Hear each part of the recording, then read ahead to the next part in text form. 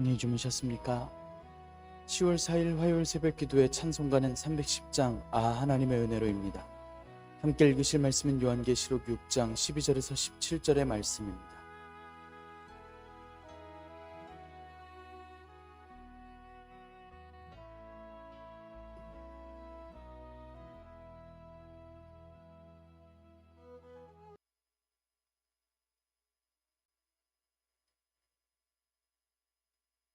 사도신경으로 신앙 고백하심으로 새벽 기도에 시작하겠습니다.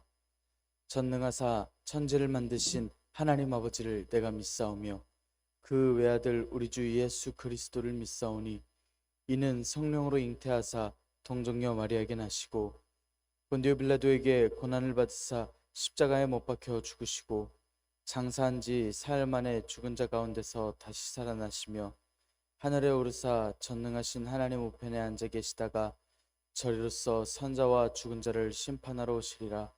성령을 믿사오며 거룩한 공회와 성도가 서로 교통하는 것과 죄를 사하여 주시는 것과 몸이 다시 사는 것과 영원히 사는 것을 믿사옵나이다. 아멘. 찬송가 310장 하나님의 은혜로입니다. 하나님의 은혜로 있을 데 없는 자 왜 구속하여 주는지 난 알 수 없도다. 내가 믿고 또 의지함은 내 모든 형편 하시는 주님 늘 보호해 주실 것을 나는 확실히 아네. 왜 내게 굳센 믿음과 또 복음 주셔서 내 마음이 항상 편한지 난 알 수 없도다. 내가 믿고 또 의지함은 내 모든 형편 하시는 주님 늘 보호해 주실 것을 나는 확실히 아네. 왜 내게 성령 주셔서 내 마음 감동해 주 예수 믿게 하는지 난 알 수 없도다. 내가 믿고 또 의지함은 내 모든 형편 아시는 주님 늘 보호해 주실 것을 나는 확실히 아네. 주 언제 강림하실지 혹밤에 혹낮에 또 주님 만날 그곳도 난 알 수 없도다. 내가 믿고 또 의지함은 내 모든 형편 아시는 주님 늘 보호해 주실 것을 나는 확실히 아네. 아멘. 은혜롭고 자비로우신 하나님 아버지, 오늘도 새 하루를 허락하여 주시니 감사합니다. 주님의 부르심을 듣고 모인 저희들 하나님께 찬양하고 기도할 때에 들어주시오며 주님께서 이끄시는 소망의 길로 인도하여 주시옵소서. 요한 사도에게 주신 말씀과 모습들을 통해 저희들에게 천국의 모습을 알게 하여 주시니 감사합니다. 끝까지 이기는 자들이 되어 주님께서 말씀하신 천국 백성들의 모습을 하게 하시고, 이 말씀을 읽고 세상의 마지막의 모습들이 기대되는 모습일 수 있고 주님의 다시 오심을 기다리는 저희들의 마음이 될 수 있도록 인도하여 주시옵소서. 주님께서 허락하신 말씀을 읽을 때에 지혜를 허락하여 주시고 말씀을 깨닫게 하여 주시옵소서. 그리하여 주님께서 주신 귀한 모든 여정에서 저희가 믿음을 잘 지켜 행하여 하나님께 기쁨이 되고, 또한 주님께서 의롭게 불러주시는 이들이 될 수 있도록 주님 인도하여 주시옵고 능력 베풀어 주시옵소서. 이 모든 말씀 우리 주 예수 그리스도의 이름으로 기도드리옵나이다. 아멘. 요한계시록 6장 12절에서 17절의 말씀입니다. 내가 보니 여섯째 인을 떼실 때에 큰 지진이 나며 해가 검은 털로 짠 상복같이 검어지고 달은 온통 피같이 되며 하늘의 별들이 무화과 나무가 대풍에 흔들려 설익은 열매가 떨어지는 것 같이 땅에 떨어지며 하늘은 두루마기가 말리는 것 같이 떠나가고 각 산과 섬이 제자리에서 옮겨지매 땅의 임금들과 왕족들과 장군들과 부자들과 강한 자들과 모든 종과 자유인이 굴과 산들의 바위 틈에 숨어 산들과 바위에게 말하되 우리 위에 떨어져 보좌에 앉으신 이의 얼굴에서와 그 어린 양의 진노에서 우리를 가리라. 그들의 진노의 큰 날이 이르렀으니 누가 능히 서리요 하더라. 아멘. 오늘도 하나님께서 예배 자리에 함께 하시는 여러분들에게 크신 은혜와 평강을 내려주시기를 원합니다. 함께 요한계시록의 말씀을 읽고 있습니다.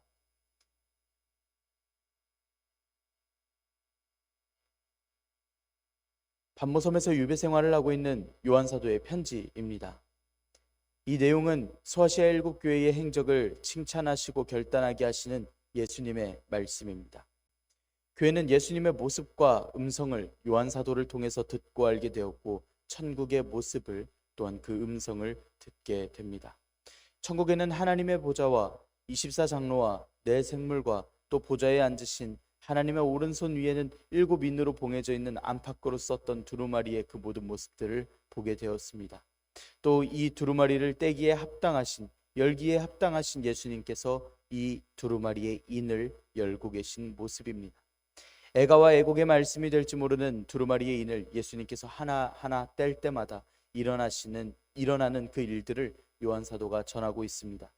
첫 번째 인을 떼실 때엔 우레소리와 같이 말하는 말에 따라 흰말이 나오고 그 흰말에 탄 자가 활을 가지고 면류관을 받고 나와 이기고 또 이기는 모습을 봅니다. 둘째 인을 뗄 때에는 둘째 생물이 오라 이야기를 하고 붉은 말이 나타나 그 탄 자가 허락을 받고 땅에서 화평을 제하고 서로 죽이게 되며 큰 칼을 갖고 있는 모습을 봅니다. 셋째 인을 뗄 때는 셋째 생물이 오라 이야기를 하니 검은 말을 타고 저울을 들고서 나온 이가 있습니다.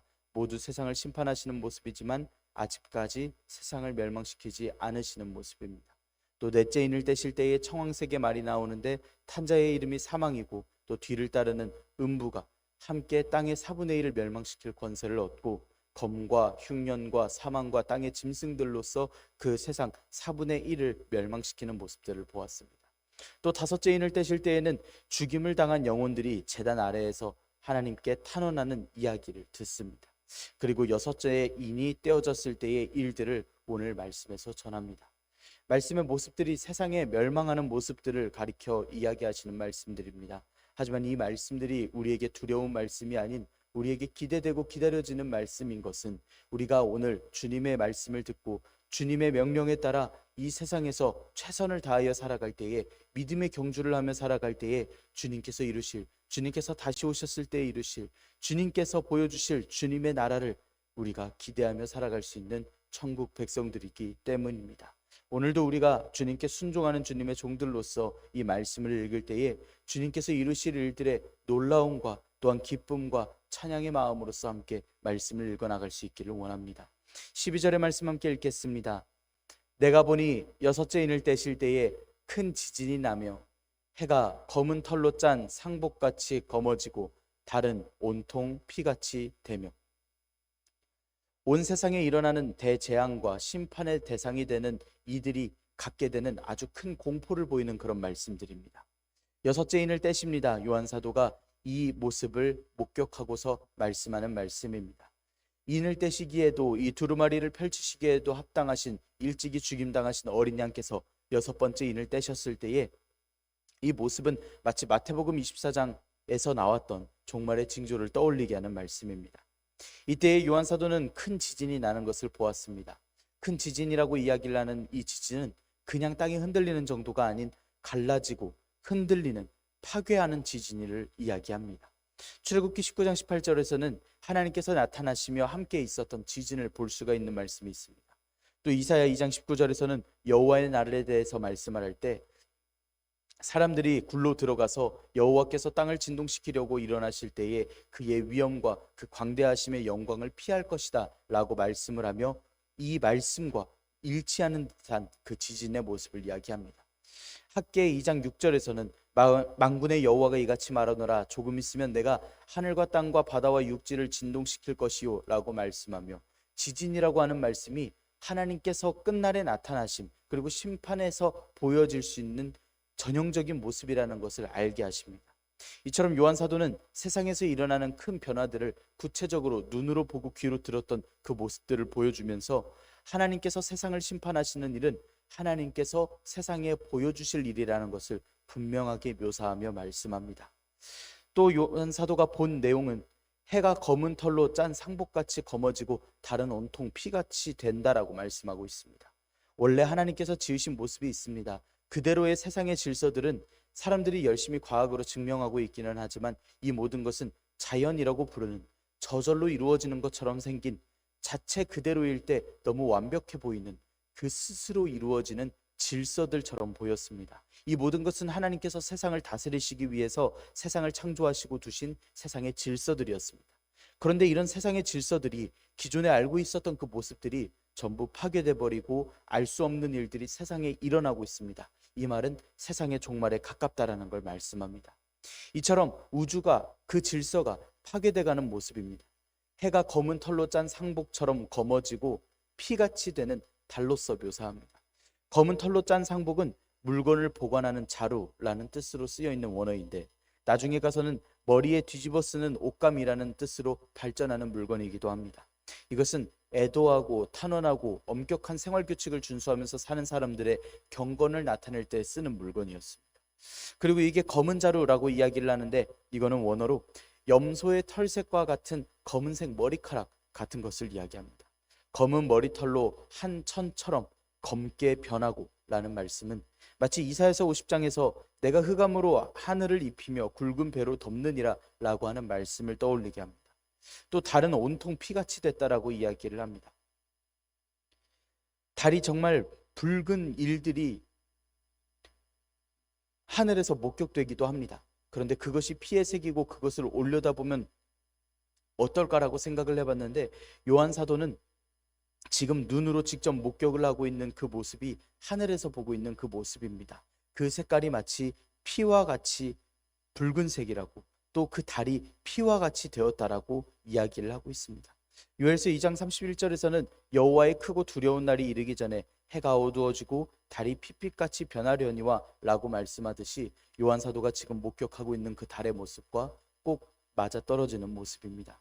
또 마가복음 13장에서는 예수님께서 당신께서 오심을 이야기를 하실 때 해가 어두워지고 달이 빛이 내지 않을 것을 말씀하신 바가 있었습니다. 달이라면 어두운 밤에서 빛을 냈어야 했는데 피와 같이 붉어지고 또 그 빛이 나지 않는 듯한 그 모습을 요한 사도가 지금 이야기하고 있음을 알 수 있습니다.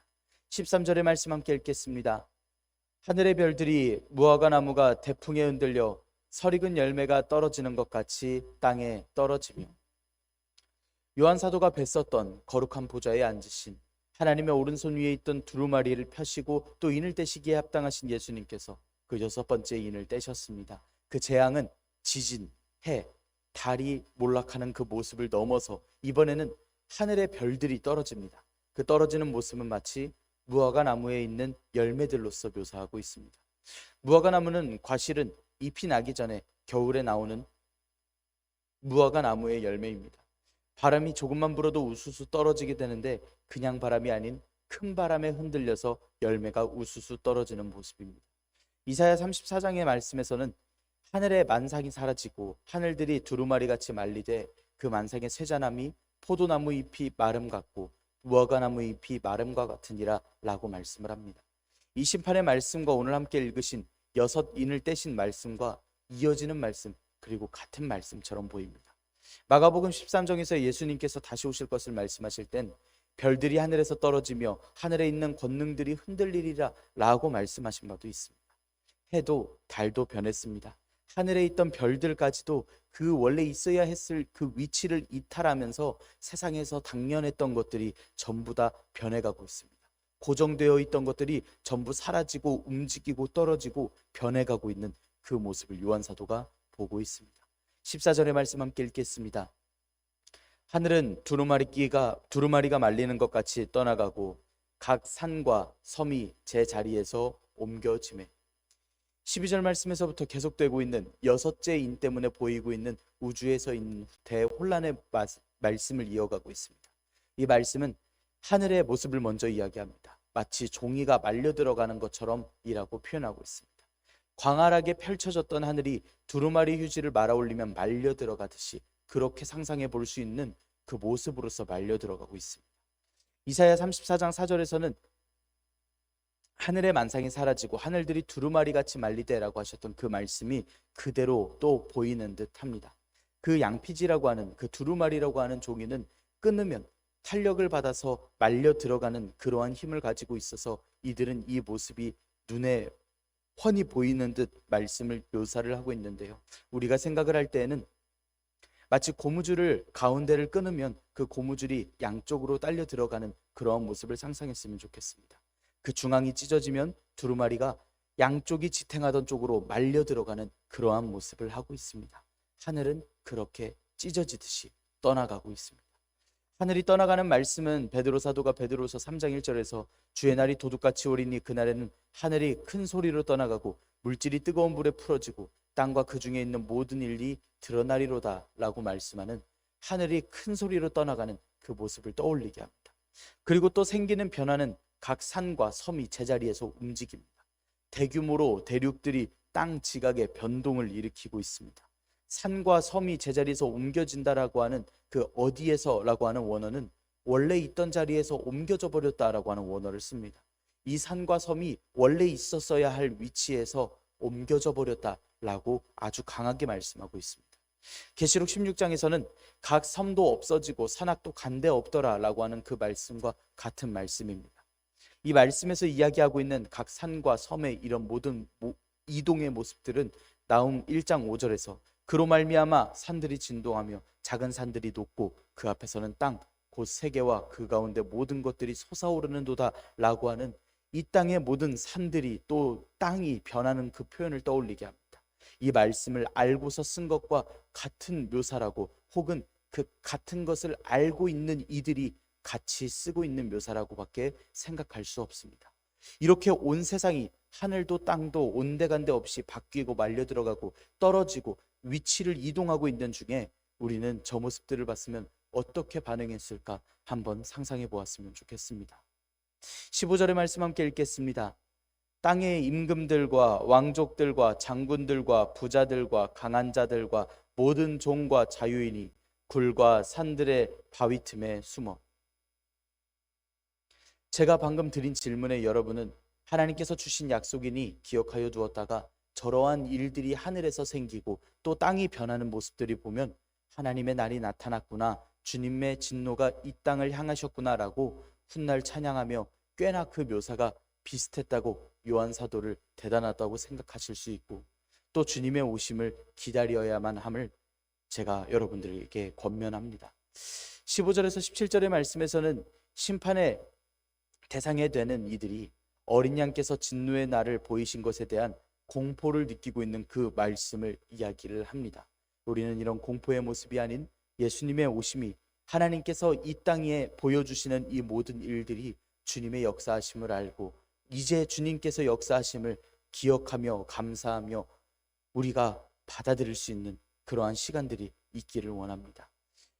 이 말씀에서 땅의 임금들, 왕족들, 장군들, 부자들, 강한 자들, 모든 종, 자유인들의 반응을 이야기를 하고 있습니다. 이 명단은 어디서 나오냐 하면 13장에서 나오는 말씀들입니다. 이 반응을 보인 부류는 7개의 집단들입니다. 7은 완전한 숫자를 뜻합니다. 곧 땅 위에 있는 모든 부류의 사람들을 이야기를 합니다. 이 모든 심판을 보고 모두가 다 같이 보이는 반응입니다. 땅의 임금들은 계속해서 계시록 17장, 18장, 19장, 21장에서 계속하여 등장합니다.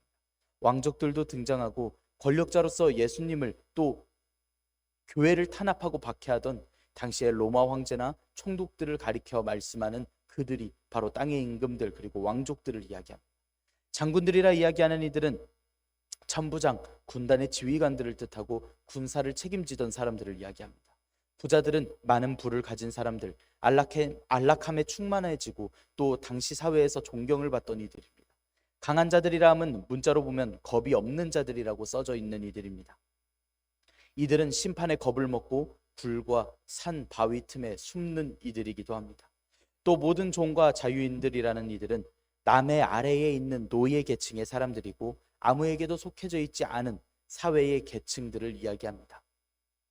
이렇게 7부류의 사람들을 보면서 느낄 수 있는 건 안정감을 가졌어야 하는 저들이 완전히 망하게 된다라는 것입니다.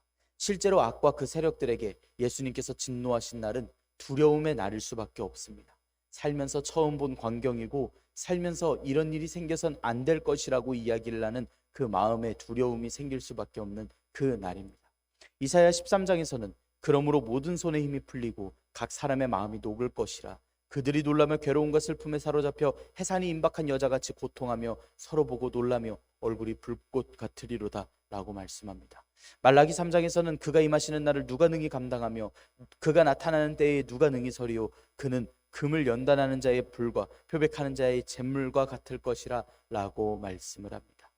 심판이 있을 때에 저 모든 부류의 사람들이 전부 숨습니다. 이들이 숨기에 너무 급급한 나머지 이들이 남들에게 호령하던 습관을 못 버렸는지 무서운 그 와중에도 살기 위해서 말을 하고 있습니다.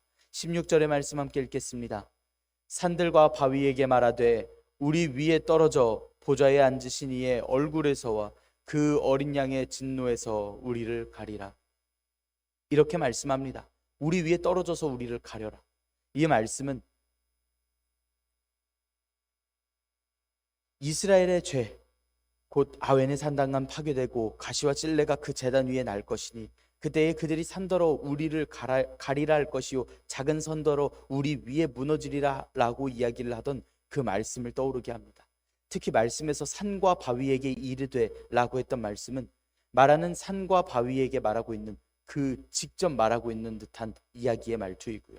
우리 위에 떨어지라 라고 하는 말은 글자 그대로의 뜻입니다. 우리 위에 떨어져라. 우리 위에 무너지듯이 낙하하듯이 떨어져라. 그래서 우리가 어린 양께서 진노하심 그것을 직접 보지 않고 그것을 피할 수 있도록 우리에게 떨어져라 라고 이야기를 합니다. 절박한 상황입니다. 돌로 가렸다고 해서 산으로 가렸다고 해서 하나님의 심판을 피할 수 있는 인간은 아무도 없습니다. 더 이상 이들이 숨을 수 있는 곳도 아무 데도 없습니다. 하나님께서 세상 마지막 날 심판으로서 인류를 만나십니다. 심판은 거치시고 또한 거침이 없으시고 맹렬하시며 이에 대해서 인간들은 불안하고 두려움을 느낄 뿐입니다. 이들이 무엇으로부터 도망치고 싶은지 말씀할 때에 보좌에 앉으신 분은 하나님이십니다.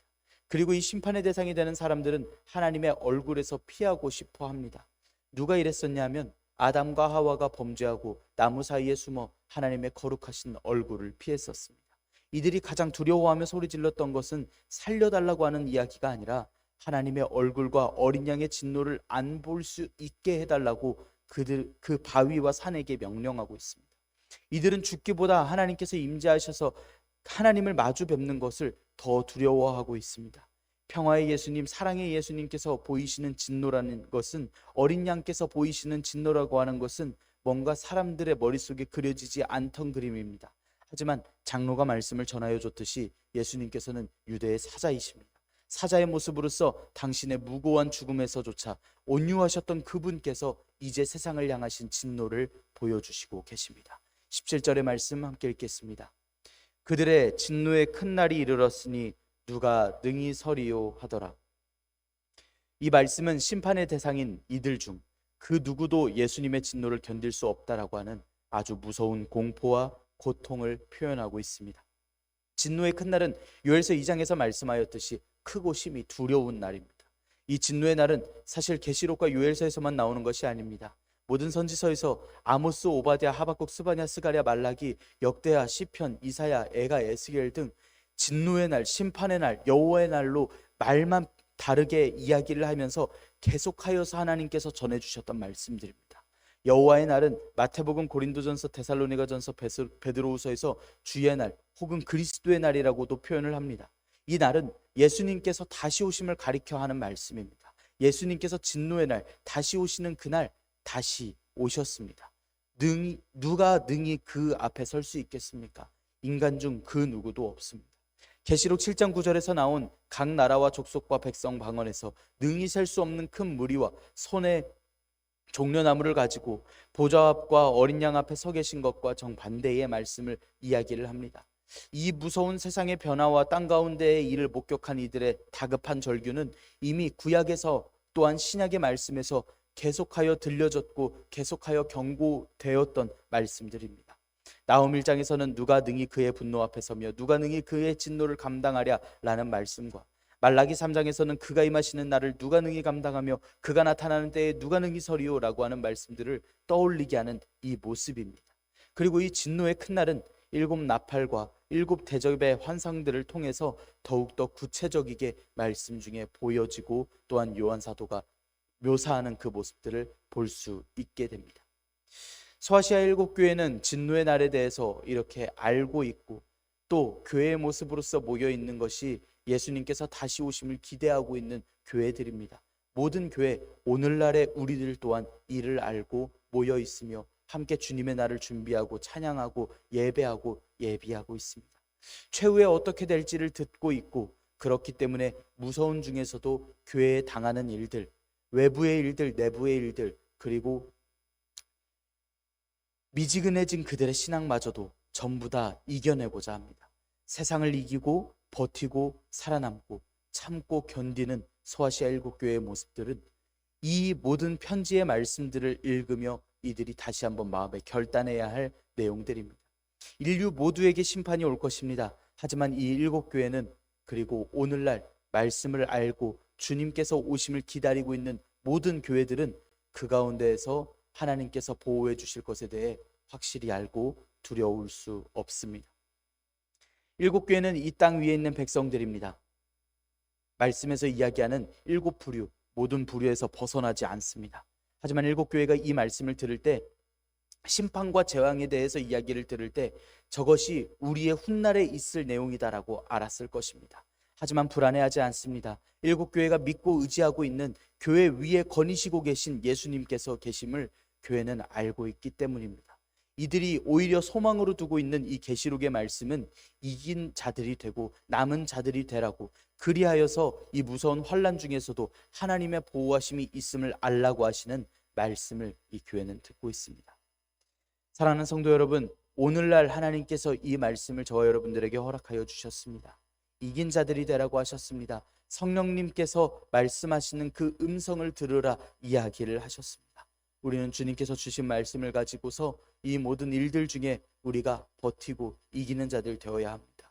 모든 사망 권세도 이기셨고 이 모든 세상을 이기실 하나님께서, 예수님께서 직접 친히 허락하여 주시는 말씀입니다. 우리의 사업 중에, 우리의 학업 중에, 우리의 영육 간의 문제 중에, 가정 중에, 우리가 가지고 있는 크고 작은 모든 고민들 중에 우리는 교인들답게 선택하며 나아갑니다. 예수님께서 우리에게 허락하여 주셨던 그 마음대로 우리는 선택하며 나아갑니다. 우리는 교회로서 우리의 믿음을 주님께로 보여드리며 살아갑니다. 예수님께서 사셨듯이 그렇게 살아가는 저 여러분들이 되기를 원합니다. 이것이 우리에게 철저하게 인류를 심판하실 하나님의 긍휼로서 보여주시는 말씀입니다. 오늘 하루도 주님과 함께 승리하며 주님께 믿음과 지혜와 능력을 간구하시기를 바랍니다. 기도하겠습니다. 은혜롭고 자비로우신 하나님 아버지, 저희들에게 은혜와 평강과 소망을 허락하여 주시니 감사합니다. 그 누구도 능히 설 수 없는 진노의 큰 날을 알게 하시고 예비하게 하시니 감사합니다. 저희들은 말씀을 통해 최후의 날을 믿고 기다리며 준비합니다. 인류의 모든 부류가 이 심판을 피할 수 없고 저희들 또한 이 심판을 피할 수 없지만 두려워하고 있는 저들과는 다르게 저희들은 주님의 날을 기다리고 있습니다. 하나님, 주님께서 주신 이 모든 세월들 중 저희들이 주님 앞에 충성을 다하여 주님께서 명하신 이 길을, 이 믿음의 경주를 끝까지 해나가도록 인도하여 주시옵소서. 날마다 이기는 자들 되게 하여 주시옵고 귀 있는 자들로서 성령님께서 주시는 음성을 들을 수 있도록 주님 인도하여 주시옵소서. 주님, 저희들에게 오늘 말씀하여 주시옵고 자비와 긍휼을 베풀어 주시며 저희의 믿음이 연약해질 때에 주님, 저희들을 바로 세워 주시옵고 주님께서 주시는 은혜와 평강으로서 저희들이 오늘 하루 살아갈 수 있도록 인도하여 주시옵소서. 믿음과 지혜를 더하여 주시옵소서. 오늘 저희들에게 힘과 능력과 권세를 허락하여 주시옵소서. 저희들 오늘 주님과 함께 동행하며 오늘 하루 이길 수 있도록, 이기는 자들 될 수 있도록 주님 인도하여 주시옵소서. 이 모든 말씀 우리 주 예수 그리스도의 이름으로 기도드리옵나이다. 아멘. 하늘에 계신 우리 아버지여, 이름이 거룩히 여김을 받으시오며 나라가 임하시오며 뜻이 하늘에서 이루어진 것 같이 땅에서도 이루어지이다. 오늘 우리에게 일용할 양식을 주시옵고 우리가 우리에게 죄 지은 자를 사하여 준 것 같이 우리 죄를 사하여 주시옵고 우리를 시험에 들게 하지 마시옵고 다만 악에서 구하시옵소서. 나라와 권세와 영광이 아버지께 영원히 있사옵나이다. 아멘. 우리 이 시간 한 목소리로 함께 기도하기를 원합니다. 오늘의 말씀을 지켜내기 위하여 주님께서 말씀하신 주님의 날이 우리에게 두려운 날이 아닌 기쁨과 또한 즐거움, 주님께서 허락하신 소망의 날이 될 수 있도록 믿음과 지혜를 주시고 또한 오늘 하루 이기는 자들 될 수 있도록 힘과 능력을 더하여 주시라고 함께 기도합시다. 우리 러시아와 우크라이나의 평화를 위하여서 함께 기도하기를 원합니다. 전쟁에 동원된 젊은이들과 또한 국민들을 위하여 함께 기도합시다. 이 땅의 평화를 위하여 함께 기도하기를 원합니다. 또한 교회의 아픈 이들을 위하여서 함께 기도하기를 원합니다. 우리 이 시간 한 목소리로 함께 기도드리겠습니다.